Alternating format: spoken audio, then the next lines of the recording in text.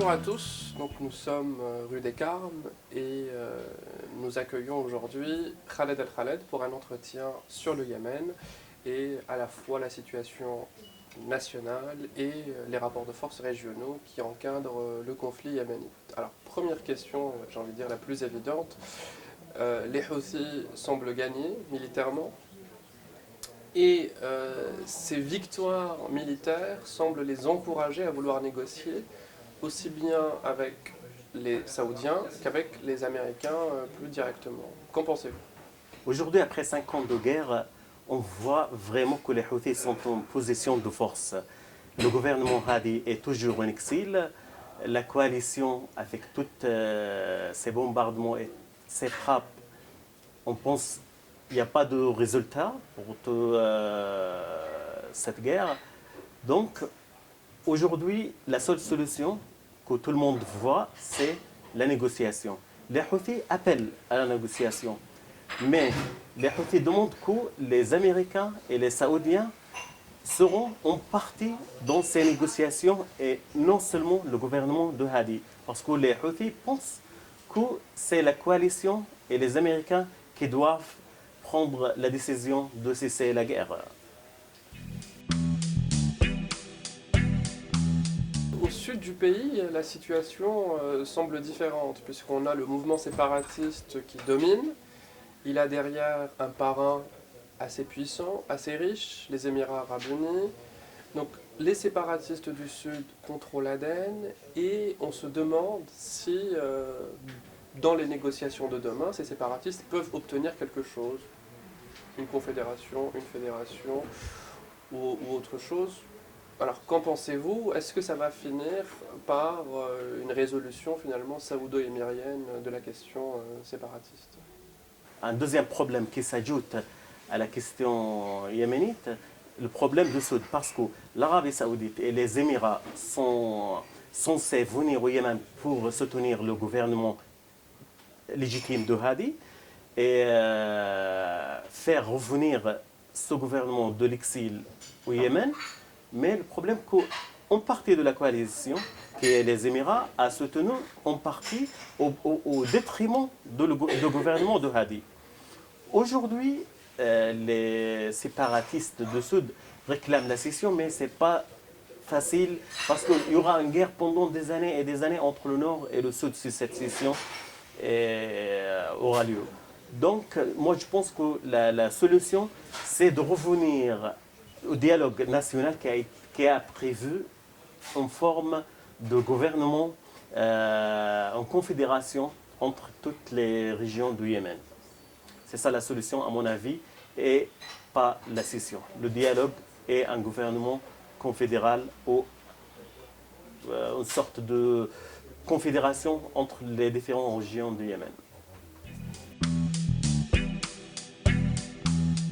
Vous avez parlé du gouvernement Hadi et de sa fragilité face aux Houthis qui dominent sur le terrain, notamment au nord du pays.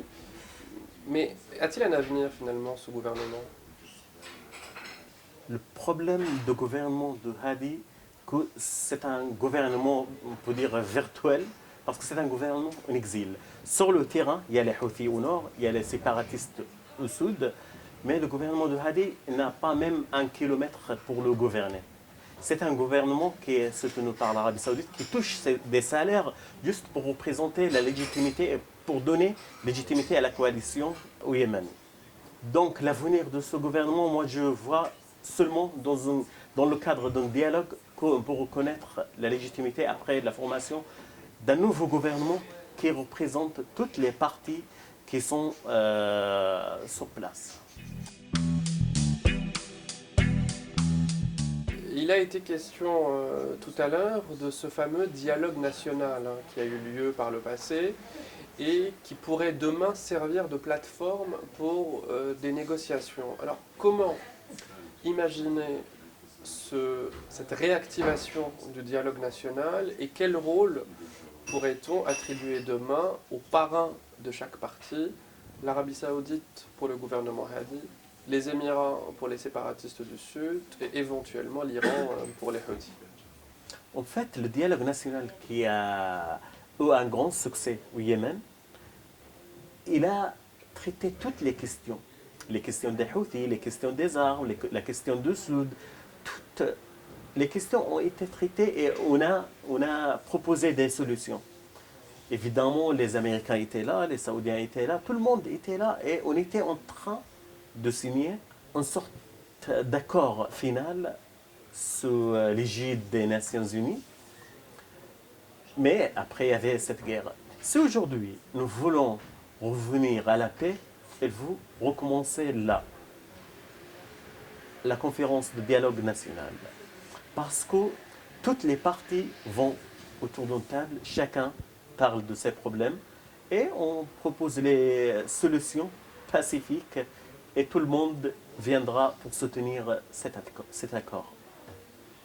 La question des armes, moi je pense à l'avenir, ça va être la question la plus difficile.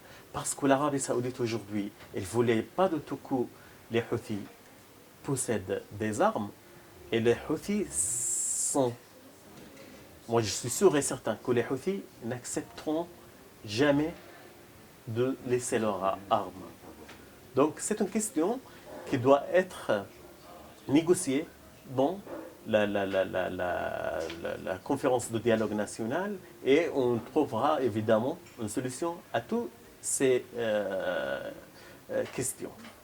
Le plus important est que tout le monde aujourd'hui commence un vrai dialogue pour arriver à des solutions et mettre fin à la guerre. Merci beaucoup à Khaled Al-Khaled, donc journaliste franco-yéménite, pour toutes ces réponses très instructives. À une prochaine fois pour un nouvel entretien et n'oubliez pas de vous abonner à notre chaîne AS Malabs TV.